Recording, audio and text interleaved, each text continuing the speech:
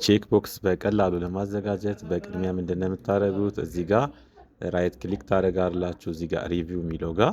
ከዛ በመቀጠል ከስተማይዝ ሪቦን የሚለውን አንድ ጊዜ ክሊክ እናደርጋለን። ከዛ በመቀጠል ወደ ታች ወረድ ብለን እዚህ ጋር መኒ ታብስ የሚለው ጋር ዲቨሎፐር የሚለውን ቲክ እናደርጋለን። ከዛ ኦኬ ነው የምንለው።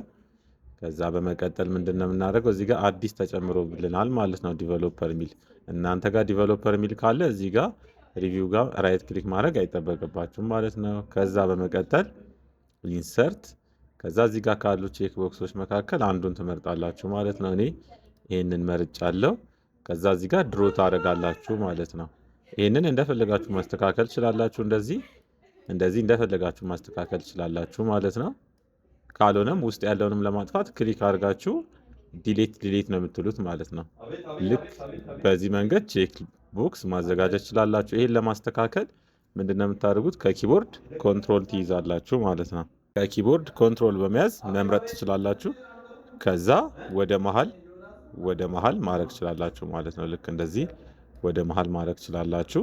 ከዛ በመቀጠል ደግሞ እነዚህን ማባዛት ከፈለጋችሁ ወደ ታች ማለት ነው ምንድነው የምታደርጉት? እዚህ ጋር ሴሌክት ታደርጋላችሁ ማለት ነው። ከዛ በመቀጠል ይህን በመያዝ እንዲህ ወደ ታች ማድረግ ትችላላችሁ።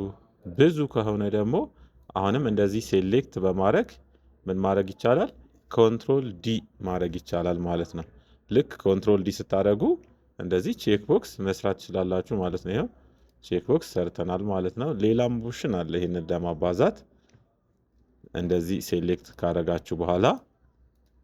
ሴሌክት ካረጋችሁ በኋላ ኮፒ አድርጋችሁ ማባዛትም ትችላላችሁ።